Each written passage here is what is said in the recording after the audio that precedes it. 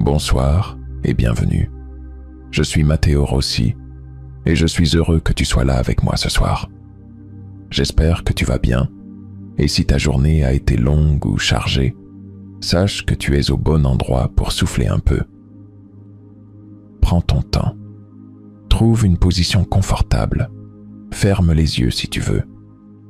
Et laisse tout le reste de côté, juste pour un moment. Imagine ma voix comme une lueur douce dans la nuit, là pour t'accompagner, te bercer et t'emmener loin des soucis. L'histoire commence.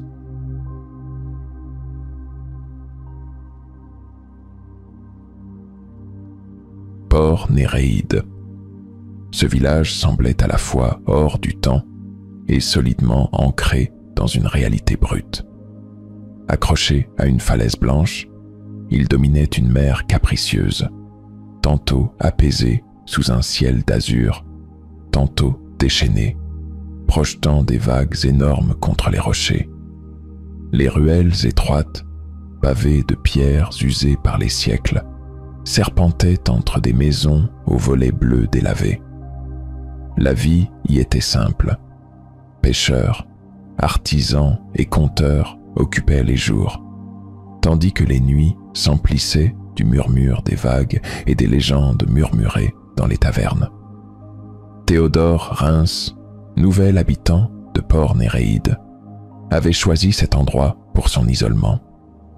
Ancien cartographe marin, il avait sillonné les océans pendant 2 décennies, créant des cartes détaillées des fonds marins pour des expéditions scientifiques.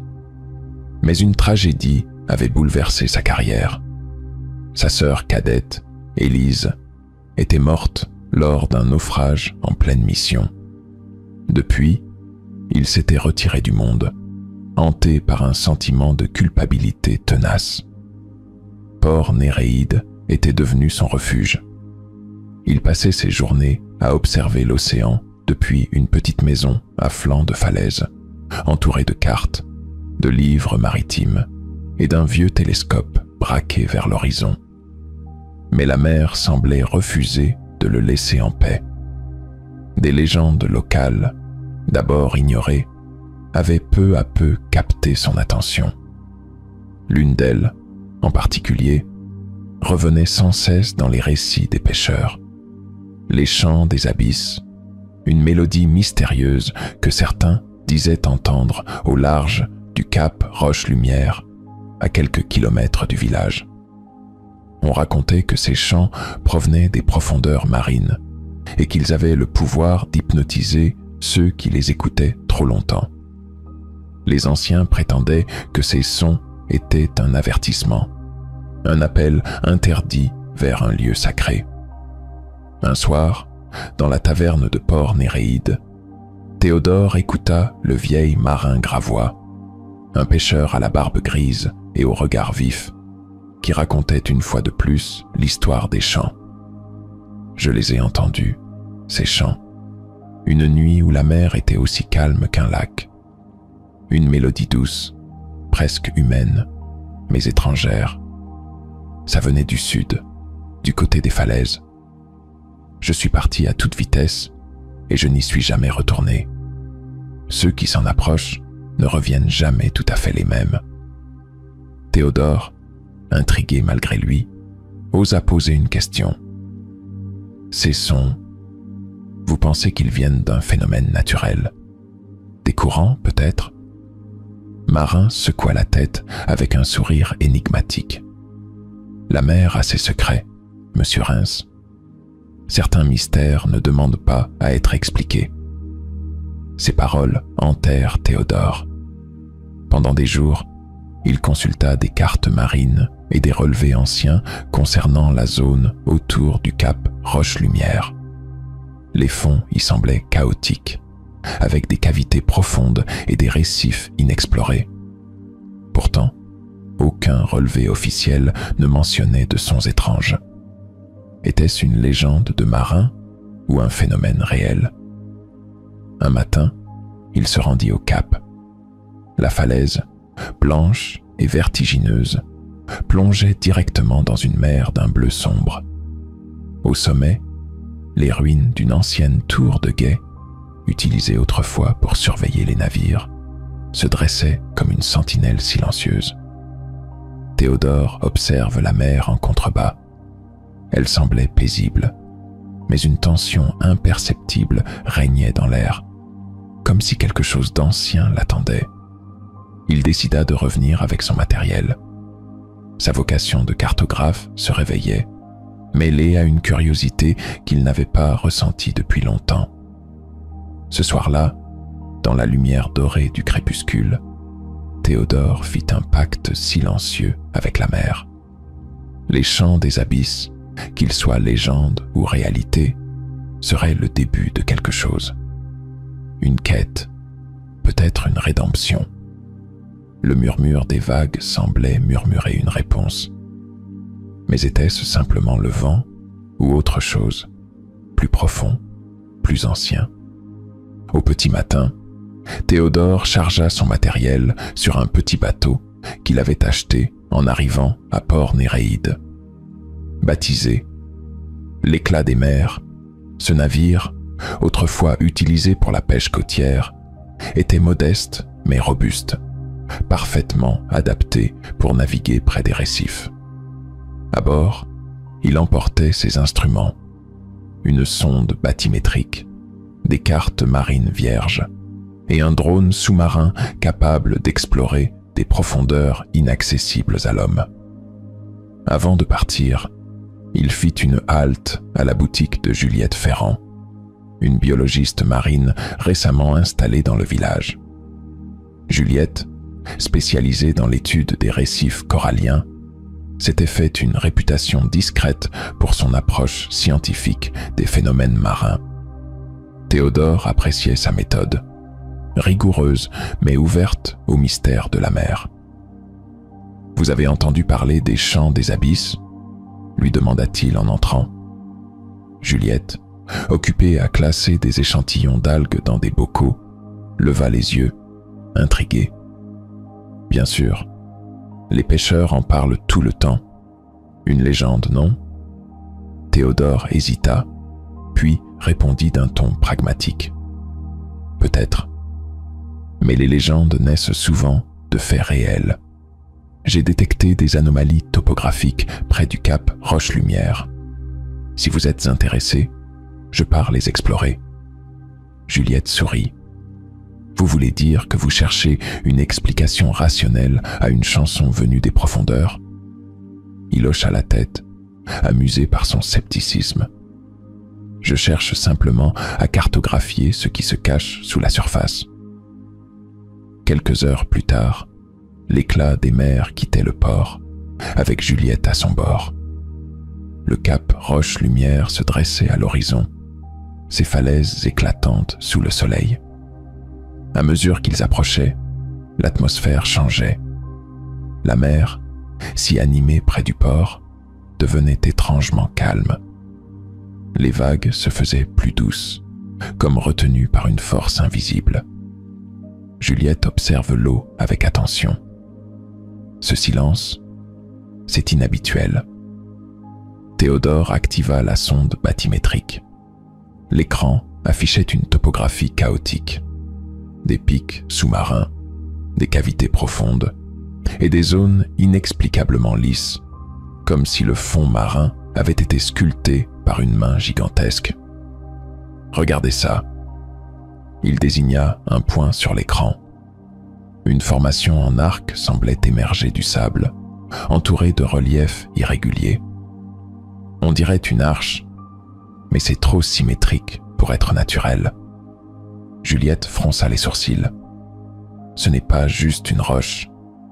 Ces formes, elles ressemblent à des structures coralliennes, mais à une échelle immense. Ils décidèrent d'envoyer le drone sous-marin pour une première exploration visuelle. Théodore activa l'appareil, qui glissa silencieusement dans l'eau. À travers la caméra, ils observèrent des images d'une clarté presque irréelle. Un paysage sous-marin composé de colonnes de corail éclatant de couleurs vives, des algues ondulant comme des draperies, et des créatures marines, étranges, translucides, qui semblaient ignorer l'intrus mécanique. Mais au fur et à mesure que le drone avançait, l'atmosphère changea. La lumière naturelle faiblissait, remplacée par une lueur douce, presque irréelle, émanant des coraux eux-mêmes. Puis, le drone capta un son, un chant. C'était une mélodie éthérée, fluctuante, semblable à une chorale lointaine. Théodore et Juliette échangèrent un regard stupéfait. « Vous entendez ça ?» murmura-t-elle. Théodore acquiesça, hypnotisé par le son qui semblait résonner directement dans ses pensées. Ce n'était pas simplement un bruit, c'était une invitation. Mais soudain, le signal vidéo du drone se brouilla, l'écran affichant des interférences. L'appareil cessa de répondre aux commandes et disparut dans les profondeurs, comme si une force invisible l'avait happé. « Qu'est-ce qui s'est passé ?» demanda Juliette, l'anxiété perçant sa voix. Théodore, fixant l'écran noir, répondit d'un ton grave. « Je ne sais pas, mais ce n'est pas une défaillance technique. Quelque chose ne veut pas que nous allions plus loin. » Le silence retomba sur le bateau, brisé seulement par le clapotis des vagues. La mélodie s'était tue, laissant une impression de vide étrange. En remontant vers Port Néréide, Théodore ne pouvait s'empêcher de ressentir un mélange d'excitation et d'appréhension. Ce qu'ils avaient découvert dépassait tout ce qu'il avait pu imaginer. Les chants des abysses n'étaient pas une simple légende, et ils venaient tout juste de gratter la surface de leur mystère. La mer, cette gardienne millénaire, semblait leur murmurer une mise en garde. Certains secrets ne se révèlent qu'à ceux qui osent s'en approcher. De retour à Port Néréide, Théodore ne trouva pas le sommeil. Toute la nuit, il resta assis près de la fenêtre de sa petite maison, observant l'océan noir sous la lumière argentée de la lune. Dans sa tête résonnait encore l'étrange mélodie captée par le drone avant sa disparition. Ce chant, à la fois apaisant et troublant, semblait s'être imprimé dans sa mémoire, comme une énigme attendant d'être résolue. Au matin, il se rendit à la taverne, espérant trouver Marin Gravois ou un autre pêcheur disposé à partager ses connaissances. La taverne était déjà animée, remplie des odeurs de café et de poissons grillés. Marin, assis à une table dans un coin, sirotait une chope de bière, son regard perdu dans les flammes du poêle. Théodore s'assit face à lui, dépliant ses notes et esquisses. « Marin, je dois vous poser une question. Ces chants des abysses dont vous parlez, y a-t-il une histoire derrière? Quelque chose que les anciens auraient raconté ?» Marin leva les yeux, son expression mêlant curiosité et méfiance. « Pourquoi ces questions, monsieur Reims? Vous êtes allé là-bas, n'est-ce pas ?» Théodore hésita, puis acquiesça. « J'ai vu quelque chose. Un paysage sous-marin, différent de tout ce que j'ai exploré auparavant.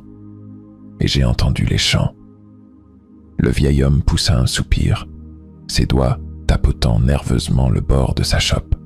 « Ces chants.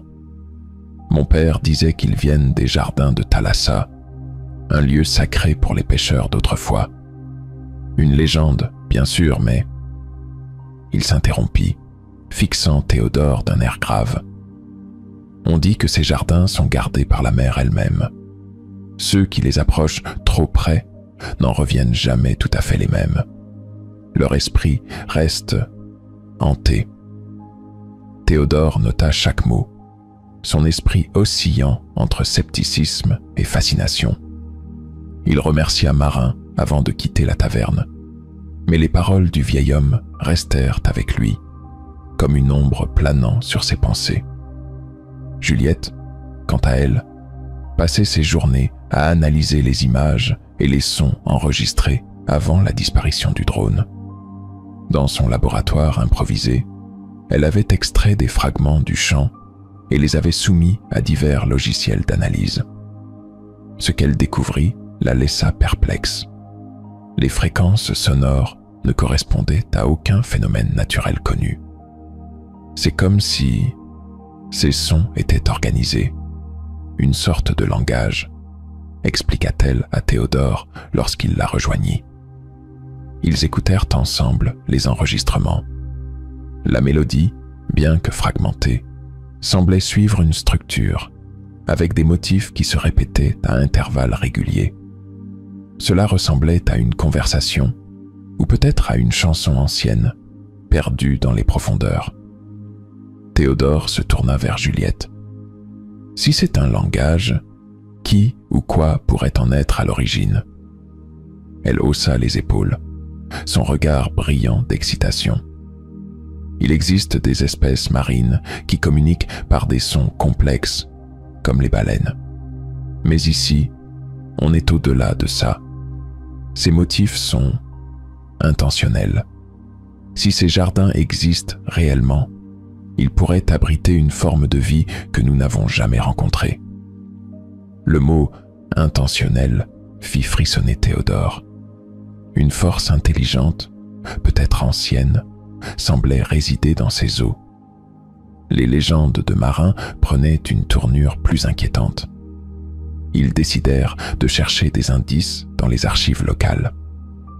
À la bibliothèque de Port-Néréide, une petite pièce poussiéreuse aux étagères surchargées de livres, ils tombèrent sur des manuscrits évoquant le cap Roche-Lumière. Une mention particulière retint leur attention. Sous les falaises de Roche-Lumière reposent les jardins de Thalassa, où le temps s'arrête et où la mer conserve ses secrets. Ceux qui les trouvent doivent prouver leur valeur, car Thalassa ne donne rien sans prendre en retour. Théodore relut la phrase à voix basse, son cœur battant plus vite. Juliette, à ses côtés, murmura « Prouver leur valeur ?» Cela ressemble à une mise en garde. Le mystère s'épaississait. Les jardins de Thalassa n'étaient plus simplement une curiosité géologique ou biologique. Ils représentaient quelque chose de plus profond, une frontière entre le connu et l'inconnu, entre le naturel et le surnaturel. Mais au lieu de les dissuader, ces découvertes attisèrent leur détermination. Théodore et Juliette décidèrent de retourner au cap Roche-Lumière, cette fois avec des équipements plus performants et une volonté accrue de percer le mystère. Pour Théodore, cette quête prenait une dimension personnelle. Peut-être que ces jardins, si légendaires soient-ils, détenaient une clé pour apaiser ses tourments. Mais dans un coin de son esprit, une question persistait. Les chants étaient-ils un appel ou un avertissement? L'océan, en contrebas, restait silencieux, mais son immensité semblait murmurer des secrets que seul un esprit audacieux oserait déchiffrer. Chapitre 4. Plongée dans l'inconnu. Le lendemain, l'aube éclaira Port-Néréide d'une lumière étrange, teintée d'oranger, comme si le soleil lui-même hésitait à se lever. Théodore et Juliette se tenaient sur le pont de l'éclat des mers, désormais chargé d'un matériel plus sophistiqué. Un nouveau drone sous-marin équipé de capteurs avancés, des micros ultra-sensibles pour capturer les chants, et des combinaisons permettant des plongées prolongées en eau profonde. Le cap Roche-Lumière apparaissait à l'horizon, ses falaises blanches illuminées par une brume dorée qui flottait inexplicablement à la surface de l'eau. Plus ils approchaient, plus l'atmosphère semblait pesante, comme si l'air lui-même contenait un avertissement silencieux. Juliette rompit le silence. « Cette brume, c'est naturel ?» Théodore, les yeux fixés sur les falaises, répondit sans détour. « Rien ici ne l'est, mais c'est pour ça qu'on est là. » Arrivé à l'endroit où le premier drone avait disparu, Théodore coupa le moteur. La mer était étrangement calme, presque immobile, comme un miroir liquide. Ils préparèrent le drone et, après un dernier contrôle, Théodore le plongea dans l'eau. Les premières images révélèrent un paysage sous-marin d'une beauté surréaliste. Des forêts d'algues ondulaient doucement, leur teinte allant du vert émeraude au bleu profond. Des arches de corail se dressaient comme des cathédrales, abritant des poissons luminescents qui semblaient danser dans une chorégraphie silencieuse. Mais à mesure que le drone s'enfonçait dans les profondeurs, une lumière étrange émanait du paysage. Une lueur douce, presque irréelle, qui semblait provenir des coraux eux-mêmes. C'est comme si cet endroit respirait, murmura Juliette, fascinée par les images. Théodore guida le drone vers une structure en arc qu'ils avaient repérée lors de leur précédente expédition. À mesure qu'ils s'en approchaient, le chant réapparut, d'abord à peine audible, puis de plus en plus distinct. Cette fois, il semblait plus complexe, comme s'il racontait une histoire. Juliette, penchée sur les enregistrements audio, fronça les sourcils. Les motifs sont différents de la dernière fois. C'est plus insistant, comme une sorte d'appel. Soudain, le drone détecta un mouvement. Une ombre massive passa devant la caméra, rapide et insaisissable. « Qu'est-ce que c'était » demanda Théodore, les mains crispées sur les commandes. Juliette secoua la tête. Pas un poisson, trop grand. Peut-être une raie manta. Mais Théodore n'était pas convaincu. L'ombre semblait presque humanoïde, mais il n'en dit rien. Le drone atteignit finalement la structure en arc. Celle-ci était bien plus grande qu'il ne l'avait imaginé, s'élevant comme une porte monumentale sculptée dans le corail. De chaque côté, des formations ressemblant à des statues gardaient à l'entrée, leurs silhouettes étranges évoquant des figures mi-humaines, mi-aquatiques. « Des statues !» s'étonna Juliette. « Si c'est le cas, elles sont vieilles de plusieurs millénaires. » Le chant s'intensifia soudain, envahissant leurs casques audio. Théodore baissa le volume, mais le son semblait résonner dans leurs esprits, dépassant les limites de la technologie. « On doit y aller », déclara Théodore, déterminé. Juliette hésita. « Attends, si on plonge là-dedans, on ne sait pas ce qu'on va trouver. Ces chants, ce n'est pas juste un phénomène naturel. Ils communiquent. » Théodore la regarda, son expression empreinte d'un mélange de curiosité et de conviction. Et c'est justement pour ça qu'on doit y aller. Ils enfilèrent leurs combinaisons, vérifièrent une dernière fois leurs équipements et plongèrent.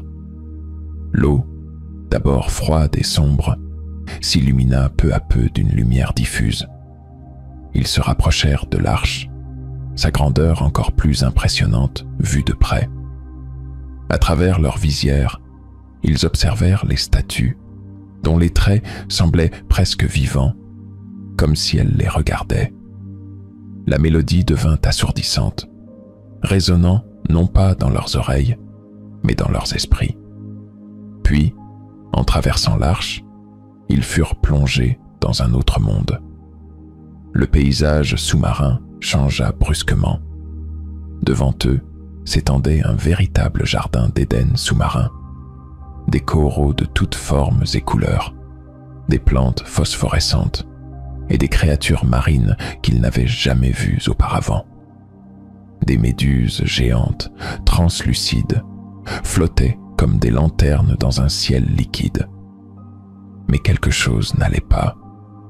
Une sensation de présence les enveloppa, comme si le jardin les observait, les jaugeait. Juliette s'arrêta, désignant une forme au loin. « Regarde, là-bas. » une silhouette se tenait au centre du jardin, immobile, comme une sentinelle silencieuse. Théodore fronça les sourcils, son cœur battant à tout rompre. Ce n'est pas possible. Avant qu'il ne puisse finir sa phrase, la silhouette bougea et le chant changea de ton, devenant plus profond, plus puissant. Leur exploration venait de franchir une frontière. Ce qui les attendait dans les jardins de Thalassa ne serait ni une simple découverte, ni une explication scientifique. C'était un mystère vivant, une épreuve qu'ils n'avaient pas encore commencé à comprendre. L'eau autour d'eux semblait vibrer, comme si les chants des profondeurs faisaient résonner l'océan lui-même. Théodore et Juliette flottèrent en silence, hypnotisés par la silhouette au loin. Le chant, qui jusque-là paraissait étranger mais accueillant, devint plus intense, presque oppressant, emplissant leurs esprits d'images éparses et de sensations contradictoires. Ce n'était plus simplement un son, c'était une présence. La silhouette bougea à nouveau. Elle était grande, gracile, presque humanoïde, mais ses contours restaient flous dans la lumière étrange du jardin sous-marin. « Qu'est-ce que c'est ?» murmura Juliette dans son micro, sa voix tremblant légèrement. Théodore, lui, resta silencieux. Il n'avait pas de réponse, mais il savait qu'ils étaient observés. Pas seulement par cette forme, mais par tout ce qui constituait ce lieu. Les coraux, les algues, même l'eau elle-même semblait dotée d'une conscience diffuse. Ils s'approchèrent lentement, leurs lampes éclairant des détails de plus en plus troublants.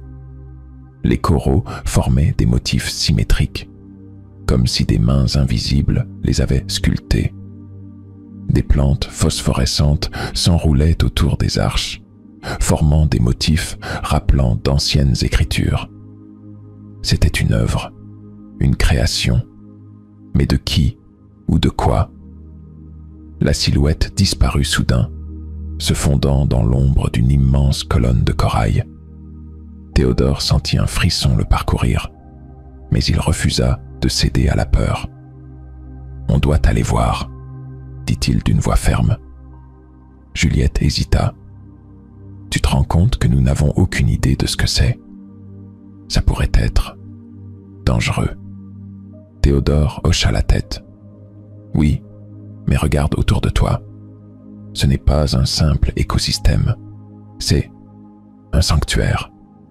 Si ces chants sont une forme de langage, alors cette chose essaie peut-être de communiquer. » Ils avancèrent prudemment, franchissant des tunnels naturels formés par des arches de corail.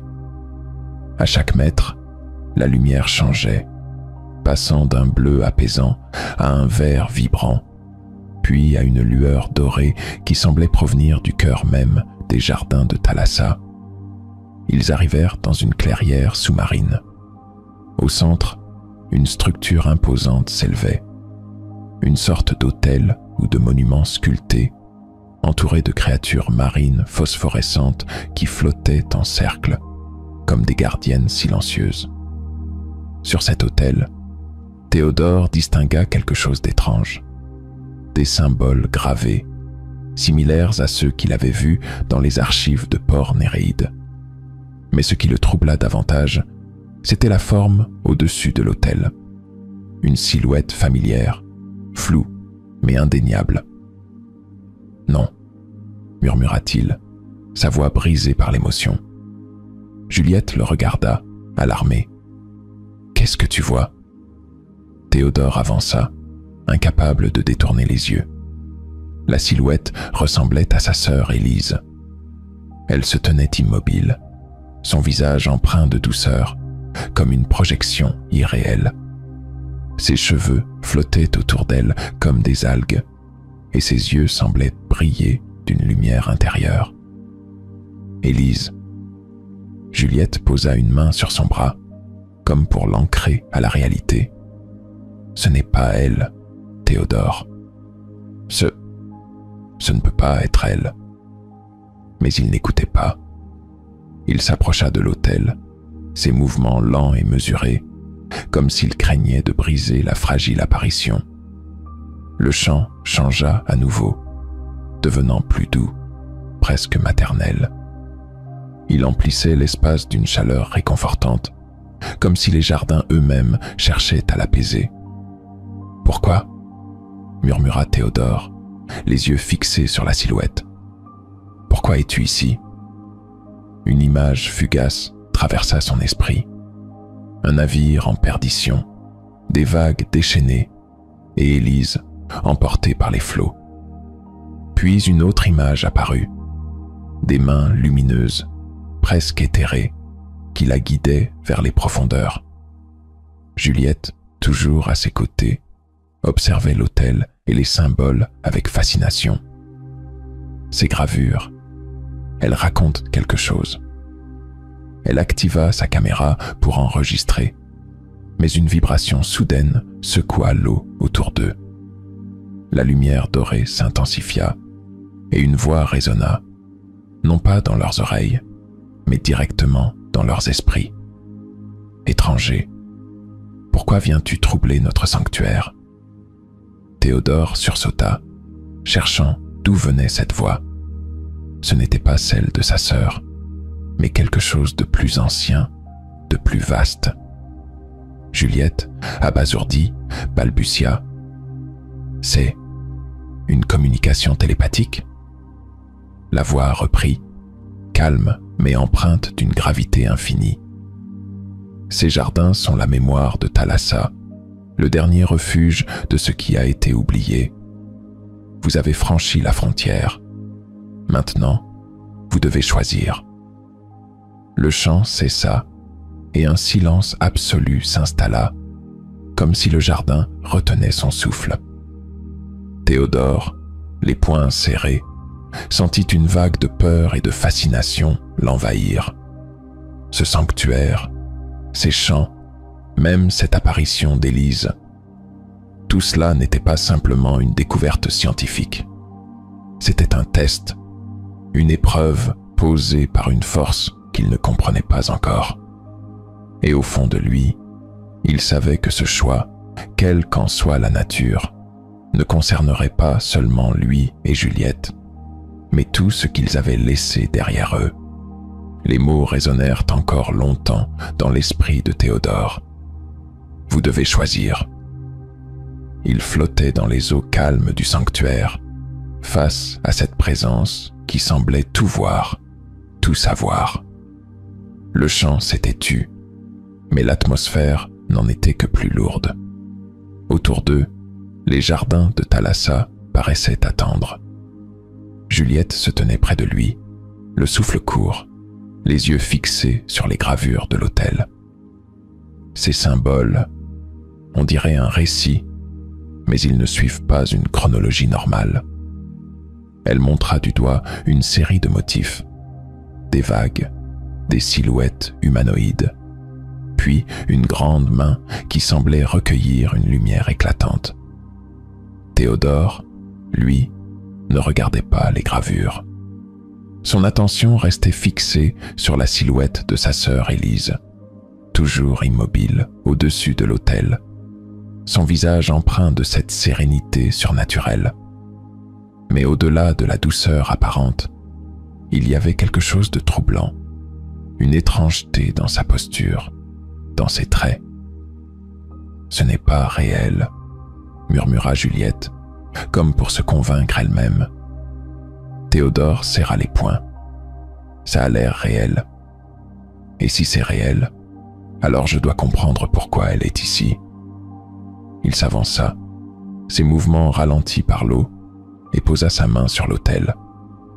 La surface était étrangement chaude, pulsant légèrement comme une chose vivante. Immédiatement, une vague d'images submergea son esprit. Des paysages marins immenses, des créatures majestueuses, et enfin, des êtres lumineux qui semblaient nager entre les étoiles. Puis, la voix ancienne reprit, plus claire cette fois, comme un souffle dans ses pensées. « la mère se souvient de tout. Elle recueille ce que les hommes oublient, ce qu'ils abandonnent. Ce lieu est la mémoire des perdus. Théodore recula légèrement, abasourdi. La mémoire des perdus. Élise, c'est toi? Mais la silhouette ne répondit pas. Au lieu de cela, une lumière douce émana de l'autel, enveloppant Théodore et Juliette. Ils se retrouvèrent soudain dans un autre paysage, bien qu'ils ne quittèrent jamais réellement l'eau. Devant eux s'étendait un immense récif, mais cette fois, il était habité. Des formes humanoïdes, mi-hommes, mi-créatures marines, évoluaient entre les coraux, leurs corps lumineux laissant des traînées de lumière dans l'eau. Ils semblaient chanter, leur voix fusionnant avec l'océan lui-même. Juliette haleta. C'est une autre civilisation, une mémoire de ce qu'ils étaient. La voix résonna à nouveau. Nous étions les enfants de Thalassa, gardiens des mers et des vents, mais nous avons été trahis, oubliés par ceux qui vivent au-dessus des vagues. Ce jardin est notre dernier sanctuaire. Théodore regardait, fasciné, mais aussi troublé. Pourquoi nous montrer cela? Que voulez-vous de nous? La vision changea. Les jardins s'éteignirent, remplacés par des scènes de destruction. Des filets de pêche qui détruisaient les récifs, des marées noires qui recouvraient tout de leur poison, et des silhouettes humaines insensibles à la beauté qu'elles anéantissaient. Ceux qui se disent maîtres de la mer apportent sa fin. Vous êtes venus ici avec une intention, mais vous n'en repartirez pas sans une décision. La lumière se dissipa, les ramenant au sanctuaire. Théodore se tourna vers Juliette, son regard rempli de confusion. Il nous demande de choisir. Mais quoi? Juliette, les traits tendus, réfléchit à voix haute. Ce lieu est vivant, Théodore. C'est un témoin de ce que la mer a perdu. Peut-être qu'il nous demande de décider si nous méritons de repartir avec ce savoir. Théodore fronça les sourcils. Et si on échoue? La voix répondit avant qu'elle ne puisse parler. Ceux qui échouent restent ici, parmi les perdus, comme des gardiens de ce sanctuaire. Il sentit un frisson glacé le traverser. L'autel changea de forme, les symboles s'illuminant d'une lumière changeante. Une série de motifs apparut, semblant raconter une histoire, mais les gravures étaient incomplètes, fragmentées. Juliette comprit rapidement. C'est un test. Ils veulent voir si nous pouvons comprendre leur langage, leur histoire. Ils se mirent au travail, analysant chaque gravure, reliant les motifs entre eux. Théodore se concentra sur les arches et les vagues, tandis que Juliette décryptait les figures humanoïdes et les étoiles. Le chant reprit doucement, guidant leurs pensées comme une voix intérieure. Le temps semblait s'étirer, ou peut-être qu'il ne s'écoulait plus. Finalement, Théodore relia les dernières pièces du puzzle. « C'est une histoire de sacrifice », dit-il d'une voix basse. « Ces êtres ont donné leur existence pour préserver les océans. Mais ils veulent savoir si nous sommes prêts à en faire autant. » Juliette posa une main sur son épaule, son expression grave. « Alors la question, Théodore, c'est « Es-tu prêt à rester ici pour protéger ce lieu ?» Le silence tomba à nouveau.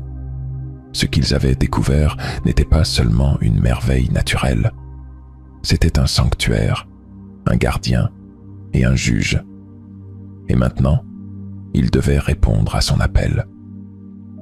Le silence qui suivit la question était presque palpable, comme si l'eau elle-même retenait son souffle. Théodore et Juliette restèrent immobiles, leurs pensées tourbillonnant, tandis que les jardins de Thalassa semblaient les observer, scrutant leurs intentions. La voix, grave et ancienne, résonna à nouveau dans leurs esprits. La mer donne et reprend. Vous avez franchi une frontière sacrée. Maintenant, vous devez prouver votre valeur. L'autel devant eux, vibrant doucement, projeta une lumière vive qui enveloppa Théodore. Il sentit son esprit s'éloigner de son corps, comme emporté dans un courant invisible. Des images surgissaient dans son esprit, des fragments de souvenirs mêlés à des visions du sanctuaire. Il vit Élise, sa sœur disparue, lui sourire depuis le pont d'un navire en pleine mer. Puis il la vit emportée par une vague gigantesque, son visage figé dans une expression d'appel au secours. Quand il ouvrit les yeux, il était seul. Juliette avait disparu. Tout autour de lui, les jardins avaient changé.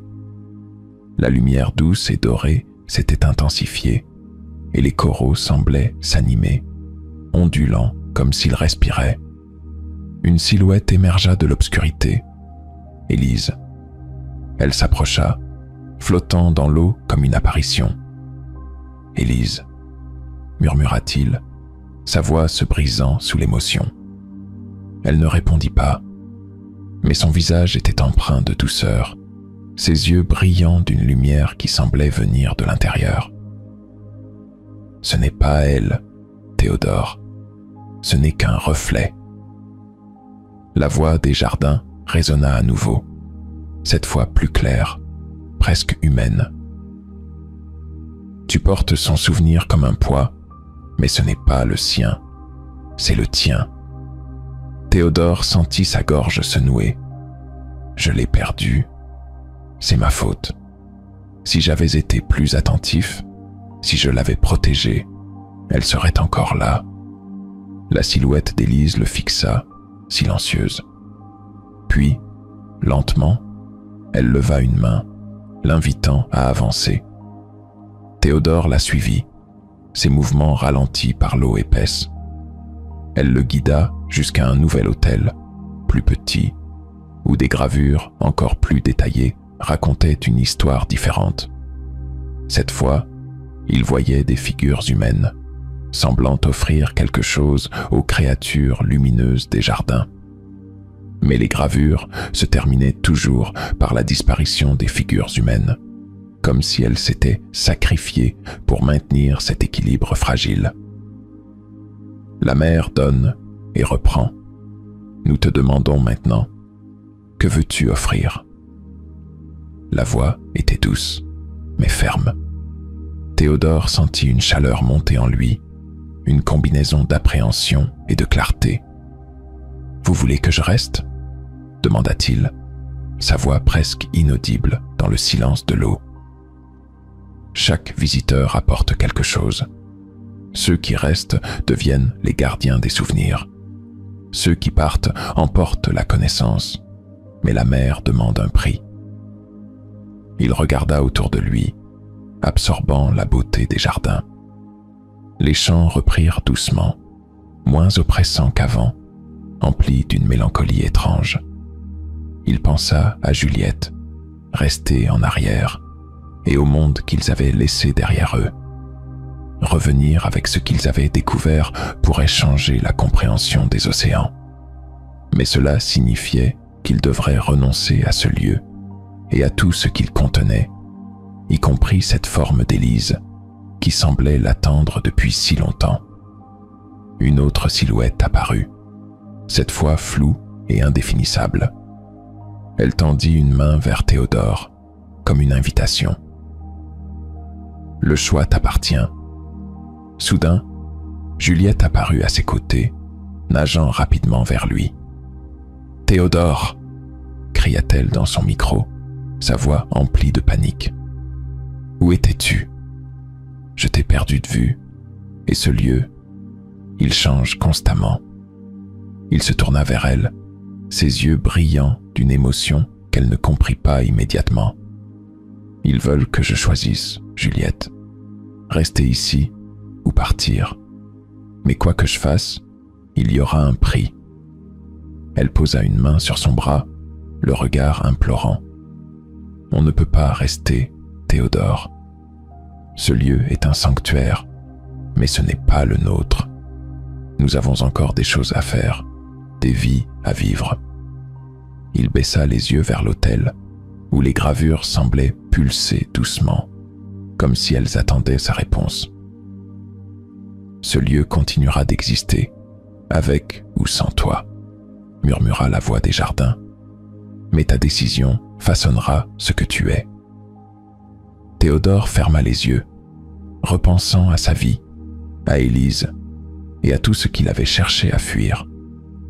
Puis, d'une voix calme mais déterminée, il répondit « Je choisis de partir, mais pas sans promettre de préserver ce que j'ai vu ici. » La lumière des jardins s'intensifia soudain, l'eau vibrant autour d'eux. La silhouette d'Élise s'inclina légèrement, comme un adieu silencieux, avant de disparaître dans un éclat de lumière.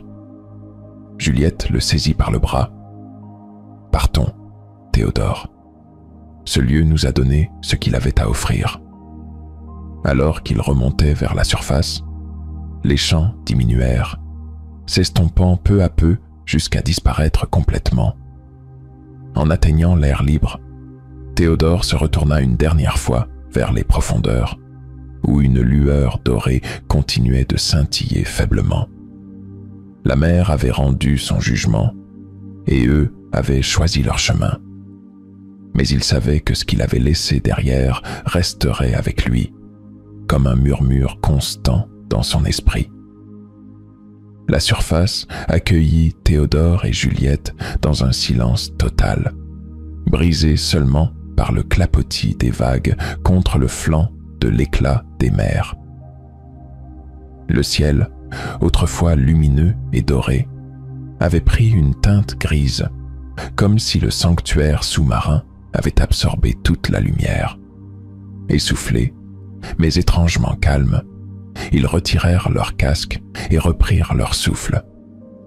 Juliette, toujours tremblante, brisa le silence. « Je n'arrive pas à croire ce que nous venons de voir et d'entendre. C'était réel, n'est-ce pas ?» Théodore hocha la tête, le regard perdu vers les eaux profondes où les jardins de Thalassa reposaient. Oui, c'était réel. Et nous avons franchi une frontière que nous n'aurions peut-être pas dû franchir. Juliette posa une main sur son épaule. Mais nous avons fait le bon choix. Partir, c'était la seule option. Non ? Il ne répondit pas immédiatement. Les souvenirs de la silhouette d'Élise, de la lumière dorée et des chants résonnant encore en lui.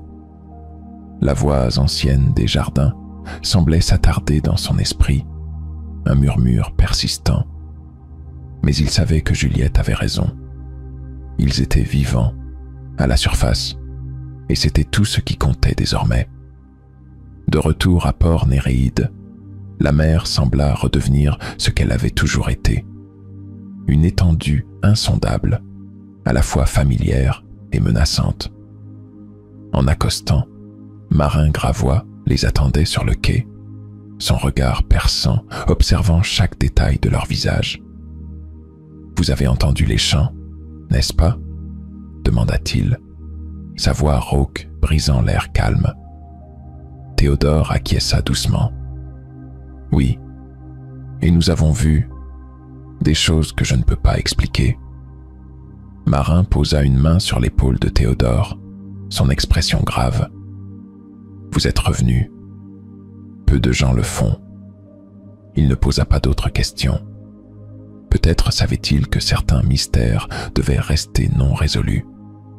Dans les jours qui suivirent, Théodore et Juliette restèrent enfermés dans leurs pensées. Les souvenirs des jardins étaient encore vifs, comme une plaie fraîche. Juliette s'acharna à analyser les données qu'ils avaient enregistrées.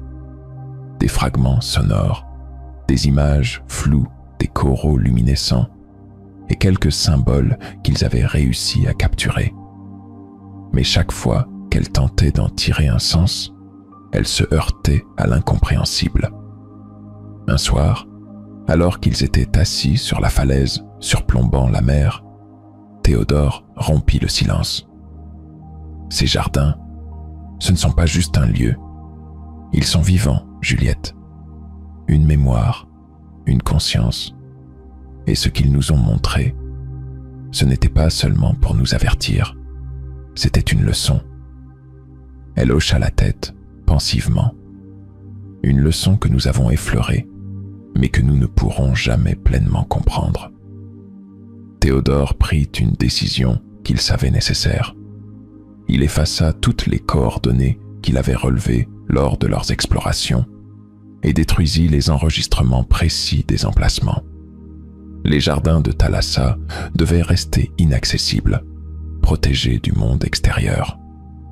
Juliette, bien que réticente, comprit son raisonnement. Si quelqu'un trouvait ces données, ce lieu serait détruit par curiosité ou avidité. Nous devons respecter leur volonté. Il ne leur restait que des fragments, des bribes de ce qu'ils avaient vu et entendu. Mais Théodore savait qu'il était inutile de chercher à en faire une découverte scientifique ou une preuve. Ce lieu n'existait pas pour être compris, mais pour être préservé. Les semaines passèrent, et bien que Théodore reprenne une vie simple à Port-Néréide, les jardins de Thalassa ne le quittèrent jamais vraiment. Chaque soir, en regardant la mer, il ressentait une étrange mélancolie, un appel subtil, comme si la voix ancienne le guettait toujours, attendant qu'il revienne. Il se surprenait parfois à entendre des échos de chants dans les vagues, bien que Juliette affirmât qu'il n'y avait rien. Était-ce son esprit qui jouait des tours, ou les jardins lui laissaient-ils un souvenir tangible de leur passage? Un jour, il se confia à Marin. « Pensez-vous que la mer puisse se souvenir ?» Marin esquissa un sourire énigmatique. « La mer se souvient de tout, Monsieur Reims, mais elle choisit ce qu'elle révèle. » Ces mots résonnèrent longtemps dans l'esprit de Théodore. Peut-être que ce qu'il avait vécu dans les jardins n'était pas uniquement un avertissement pour lui, mais un rappel pour l'humanité entière. Un équilibre fragile existait entre le monde de la surface et celui des profondeurs. Un matin, Théodore fit ses bagages. Il décida de quitter Port-Néréide, laissant derrière lui sa maison perchée sur la falaise et ses souvenirs marins. Avant de partir, il laissa une carte manuscrite à Juliette, sans coordonnées, mais remplie d'esquisses des jardins. Ils t'ont parlé aussi. Tu sauras quoi en faire un jour. Elle le serra dans ses bras, émue. Où iras-tu? Il sourit doucement. Là où la mer me guide. Alors qu'il quittait le village, une brise salée caressa son visage, et dans le lointain, il crut entendre, une dernière fois, les échos des chants des abysses. Il n'était pas un adieu, mais un rappel que la mer ne cesse jamais de murmurer ses secrets à ceux qui osent l'écouter. Et cette fois, Théodore était enfin prêt à les entendre. Merci d'avoir passé ce moment avec moi. J'espère que cette histoire t'a apporté un peu de calme et de sérénité. Souviens-toi, tu peux toujours revenir ici, chaque fois que tu as besoin d'un instant pour toi, pour te détendre, ou juste écouter une belle histoire. Prends soin de toi, et surtout, n'oublie pas que chaque jour est une nouvelle page à écrire. Je te dis à très bientôt, pour une autre histoire, un autre voyage. Bonne nuit, et fais de beaux rêves.